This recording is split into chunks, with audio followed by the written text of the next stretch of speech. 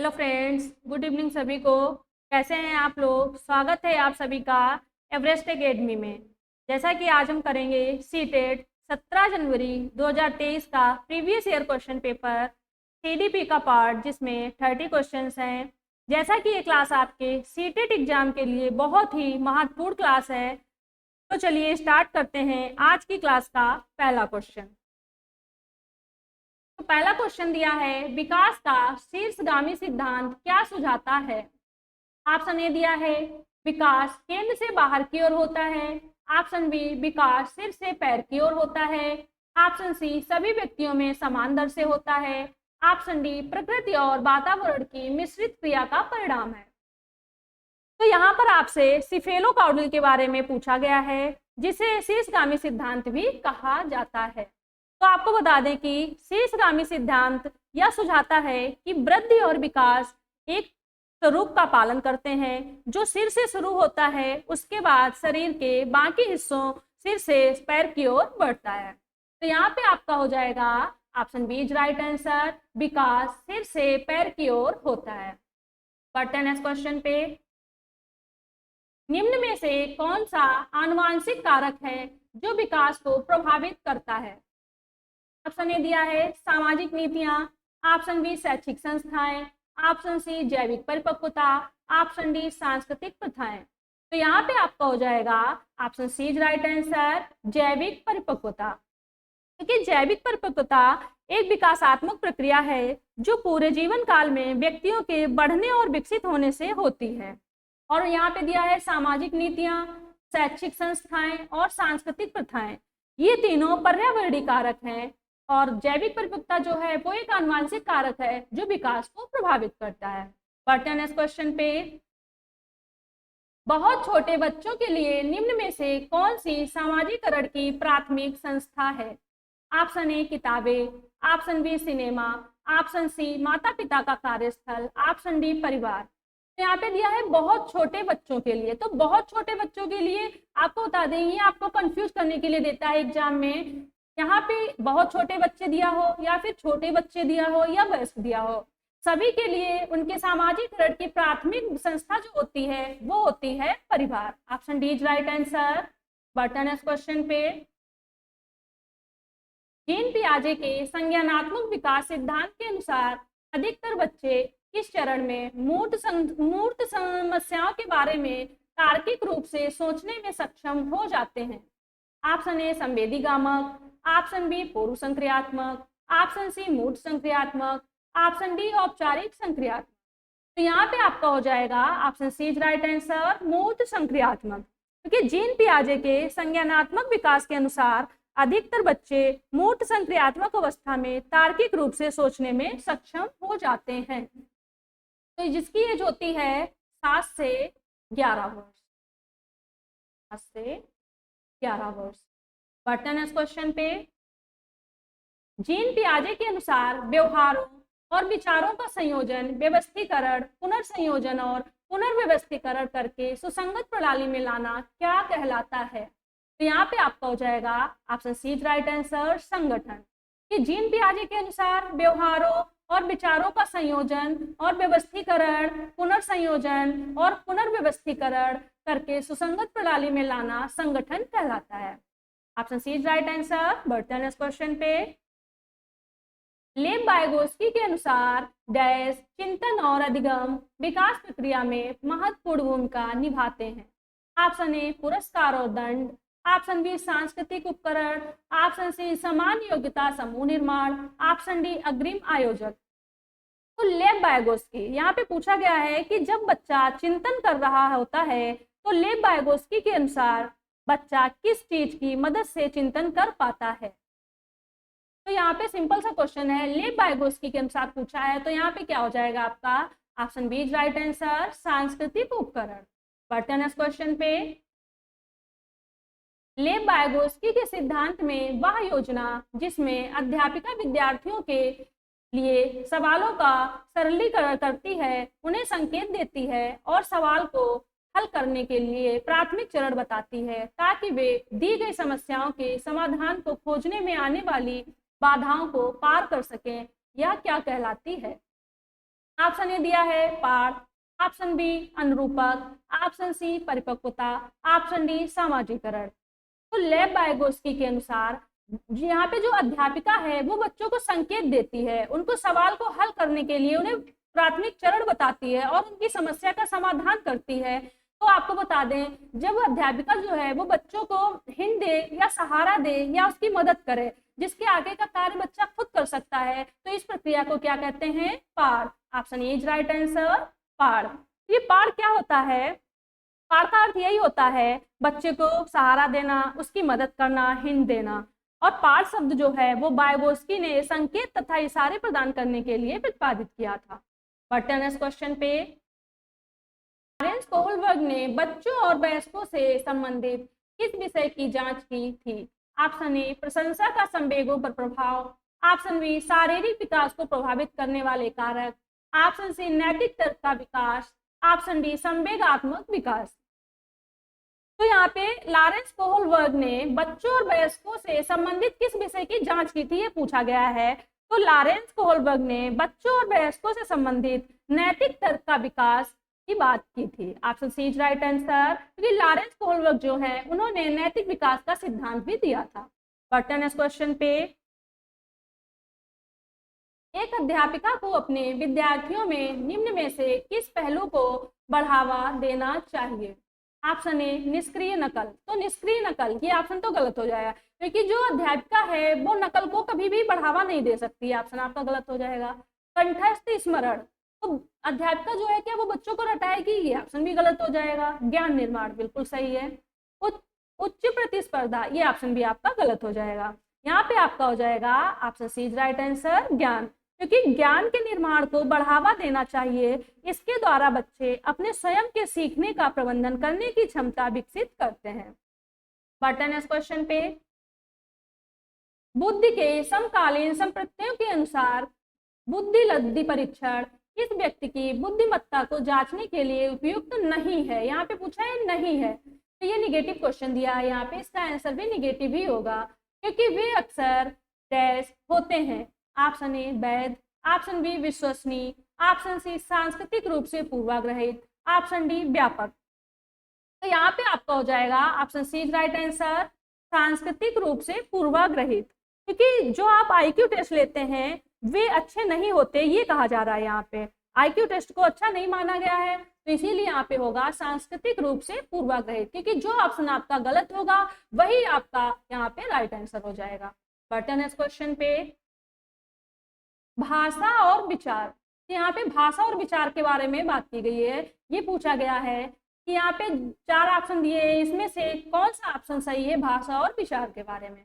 देखते हैं। ऑप्शन ए दिया है कई महत्वपूर्ण रूपों से अंतःक्रिया करते हैं, ऑप्शन बी एक दूसरे से स्वतंत्र रूप से विकसित होते हैं, ऑप्शन सी किसी व्यक्ति के विकास को प्रभावित नहीं करते हैं, ऑप्शन डी दिया है एक स्थिर और एक रूप तरीके से अंतःक्रिया करते हैं।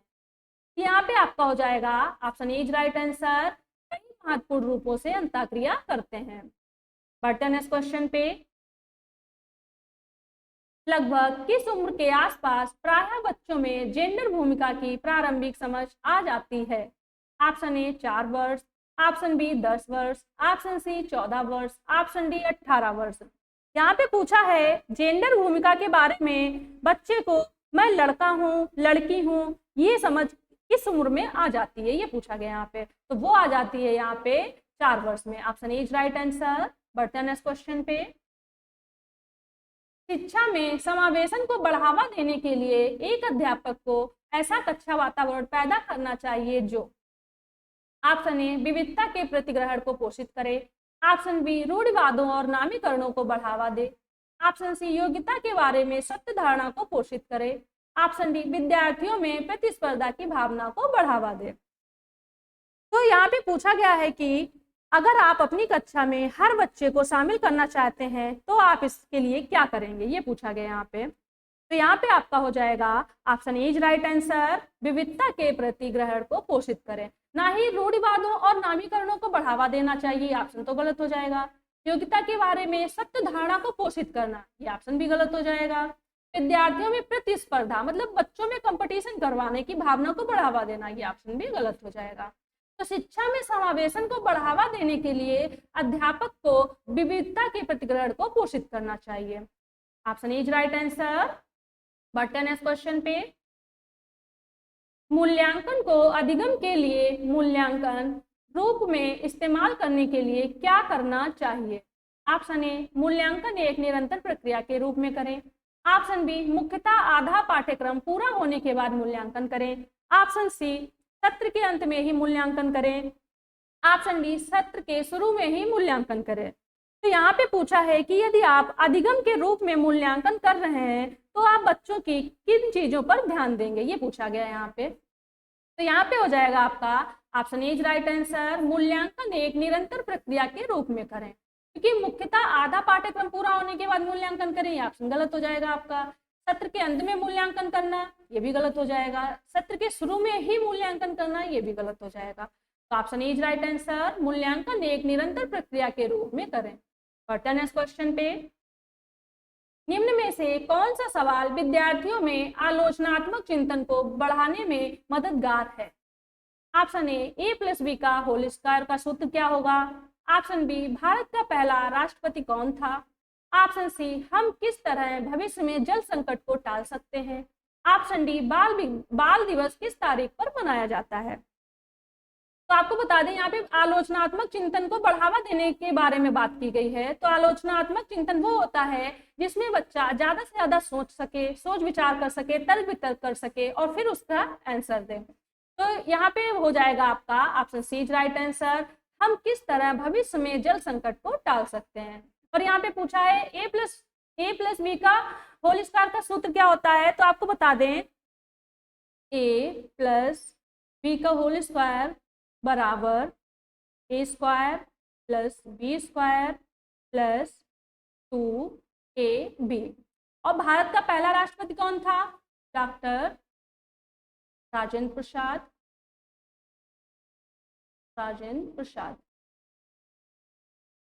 और बाल दिवस किस तारीख पर मनाया जाता है? 14 नवंबर को। 14 नवंबर। तो इन तीनों में कौन सा चिंतन हो रहा है? अभिसारी चिंतन। और आलोचनात्मक चिंतन में क्या होता है? अपसारी चिंतन होता है। तो वही यहाँ पे अपसारी चिंतन होगा जब बच्चा बताएगा कि उसे भविष्य में जल संकट को टाल सकते हैं, जब वो इसके बारे में सोचेगा समझेगा तो बताएगा। और यहाँ पे एक एक वर्ड के आंसर हो जाएंगे, तो ये हो जाएंगे आपके अपसारी चिंतन। तो जहां पे अपसारी चिंतन होगा वही होगा आलोचनात्मक चिंतन। तो option C is right answer. बढ़ते हैं नेक्स्ट क्वेश्चन पे। पिछड़े वर्गों में आने वाले विद्यार्थियों के सफल समावेशन हेतु महत्वपूर्ण है कि उन्हें केवल अलग संकाय में पढ़ाया जाए। तो केवल वाला ऑप्शन आपका गलत हो जाएगा, देखते ही कट कर देना है। उनमें अपनेपन की भावना को बढ़ावा दिया जाए, बिल्कुल सही है। ऑप्शन सी दिया है उन विद्यार्थियों के सामाजिक सांस्कृतिक संदर्भ को अनदेखा किया जाए। तो अनदेखा तो नहीं करना है, ऑप्शन भी गलत हो जाएगा।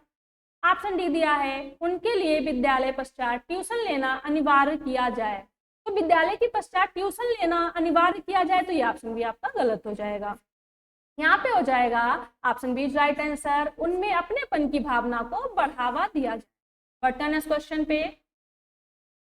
गुणज वैफल्य से जूझने वाले विद्यार्थी अक्सर किस क्षेत्र में चुनौती महसूस करते हैं? ऑप्शन ए गणित, ऑप्शन बी गायन, ऑप्शन सी दौड़, ऑप्शन डी चित्रण।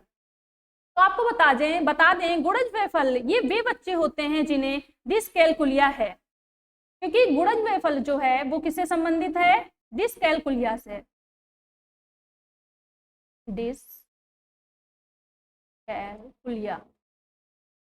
जो कि गणित से संबंधित है, गणित से संबंधित है। इसमें बच्चों को जोड़ घटाना और बुनियादी गणित को सीखने में कठिनाई होती है। तो यहाँ पे आपका हो जाएगा राइट आंसर ए गणित। बढ़ते हैं नेक्स्ट क्वेश्चन पे। निम्न में से कौन सा प्रावधान दृष्टिबाधिता से जूझने वाले विद्यार्थियों के समावेशन में बाधक बन जाता है? तो बाधक बन जाता है, यहाँ पे भी निगेटिव क्वेश्चन दिया गया, तो इसका आंसर भी निगेटिव होगा।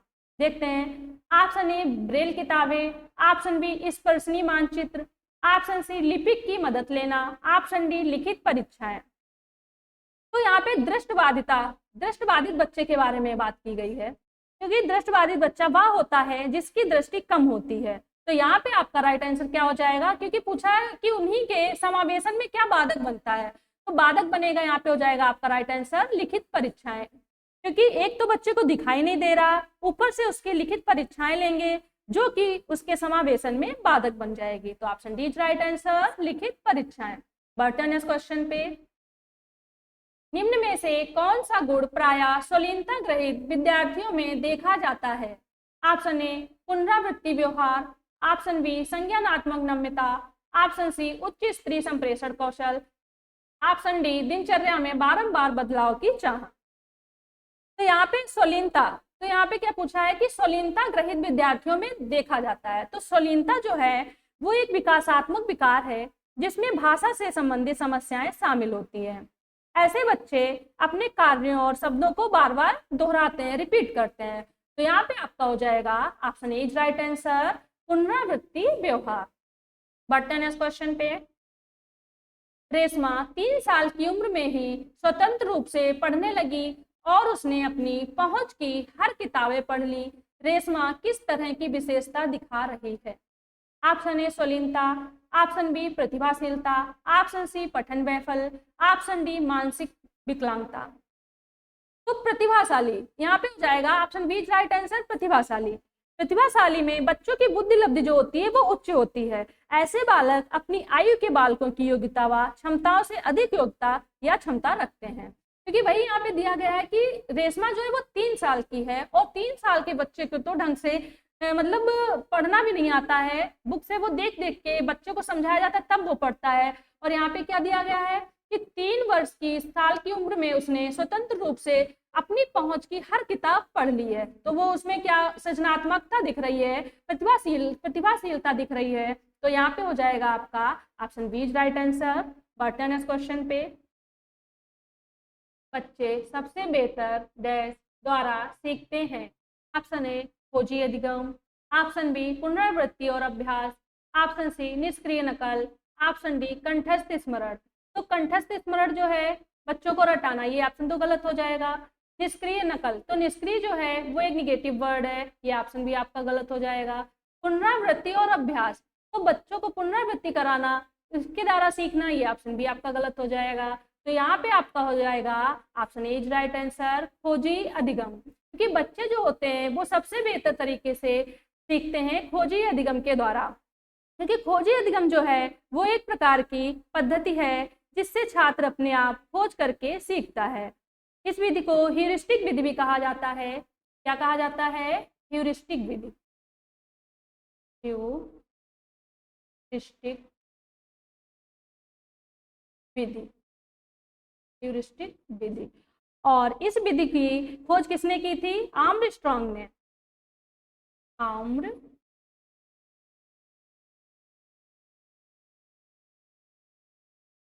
आर्मस्ट्रांग ने। तो यहाँ पे आपका हो जाएगा राइट आंसर ए खोजी अधिगम। बढ़ते नेक्स्ट क्वेश्चन पे। अभिकथन ए विद्यालयों को केवल सीखी गई सामग्रियों के पुनरुत्पादन पर जोर लेना चाहिए। तो आपका ये अभिकथन जो दिया है वो गलत दिया है कि विद्यालयों को केवल सीखी गई सामग्रियों के पुनरुत्पादन पर जोर लेना चाहिए। तो केवल दिया यहाँ पे, ये ऑप्शन आपका गलत हो जाएगा अभिकथन। तर्क आर दिया है स्मृति ना तो रचनात्मक होती है और ना ही निर्वचनात्मक होती है। तो ये यहाँ पे तर्क भी आपका गलत हो जाएगा। तो यहाँ पे जब आपका अभिकथन भी गलत दिया है और तर्क भी गलत दिया है और सही विकल्प चुनना है आपको, तो यहाँ पे आपका हो जाएगा option D is right answer. A और आर दोनों गलत हैं।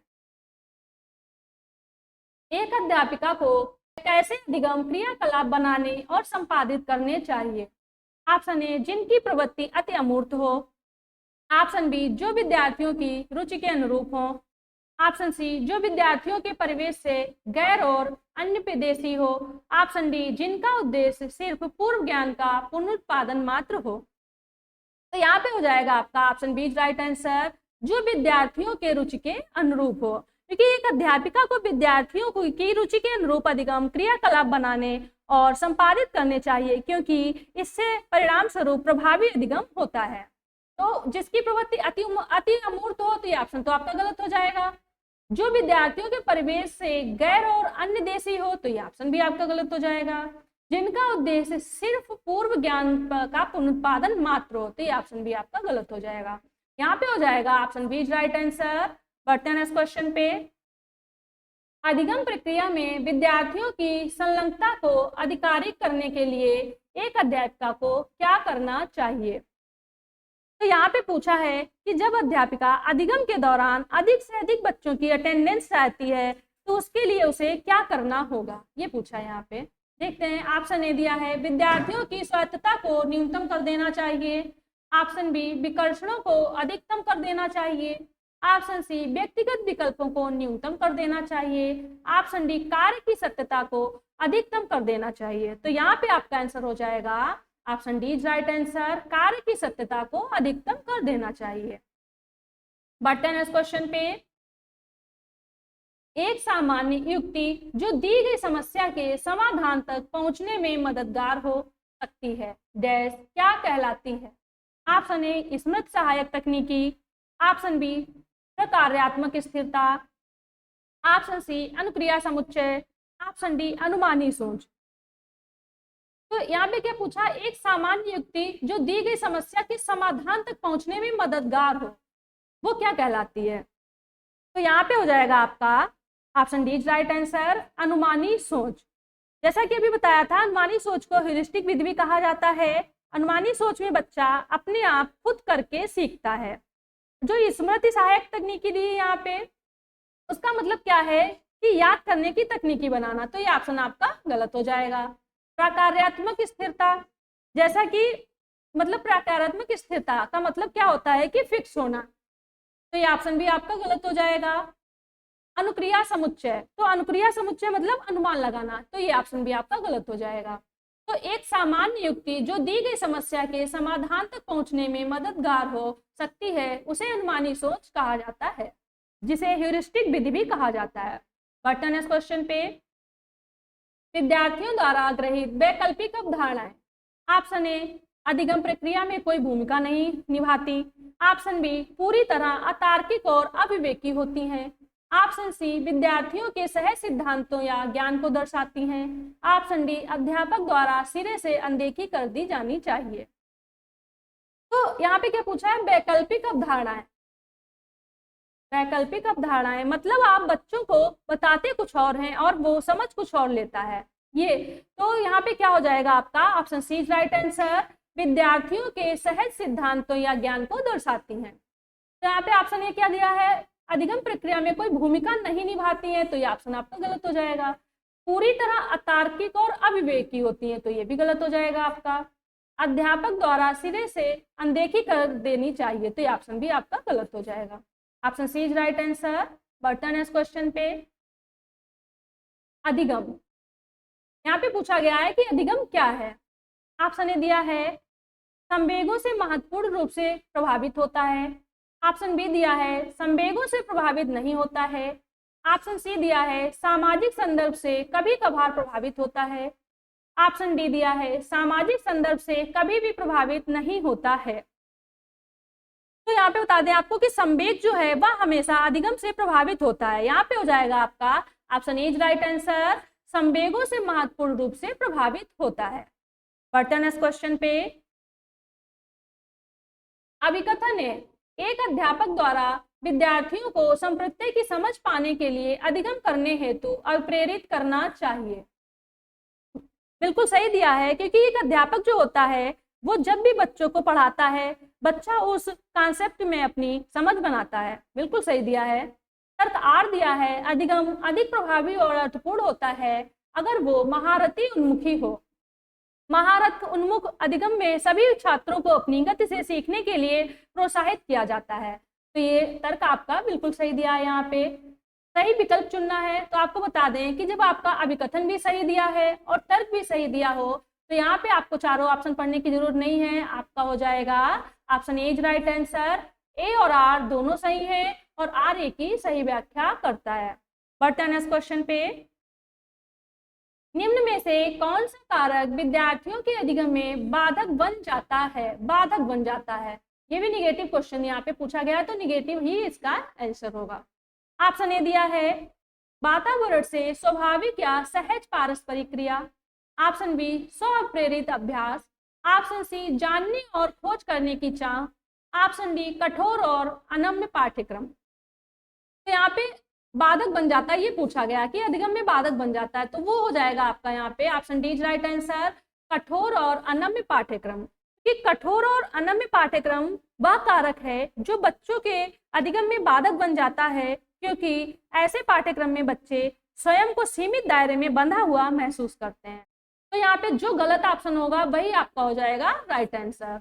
बढ़ते हैं नेक्स्ट क्वेश्चन पे। अपनी स्वयं की संज्ञानात्मक प्रक्रियाओं से अवगत होना क्या कहलाता है? ऑप्शन ए स्मृतिकरण। ऑप्शन बी समायोजन। ऑप्शन सी परासंज्ञान। ऑप्शन डी विलंबित नकल। मतलब जब आप अपनी सोच पर सोच करते हैं तो वह क्या कहलाता है, ये पूछा गया यहाँ पे। वो हो जाएगा आपका यहाँ पे option C is right answer, परासंज्ञान। अपनी ही सोच पर सोचना परासंज्ञान कहलाता है। तो आज की क्लास के 30 क्वेश्चंस कंप्लीट होते हैं। अगर आप लोगों को ये वीडियो पसंद आई हो तो प्लीज़ ज़्यादा से ज़्यादा लाइक शेयर एंड सब्सक्राइब करिएगा। मिलते हैं नेक्स्ट क्लास में, बने रहिए आप सभी एवरेस्ट एकेडमी के साथ। Thank you, take care, bye bye.